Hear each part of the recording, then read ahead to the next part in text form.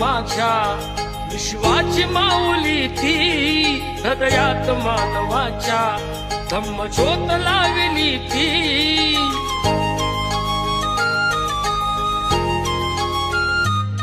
या सावलीत माझ्या विश्वाची माऊली ती हृदयात मानवाच्या धम्मज्योत लावली ती जग जिंकून झाले ते मित्र गौतमाचे पिंपळाच्या पानावर पाहिले चित्र गौतम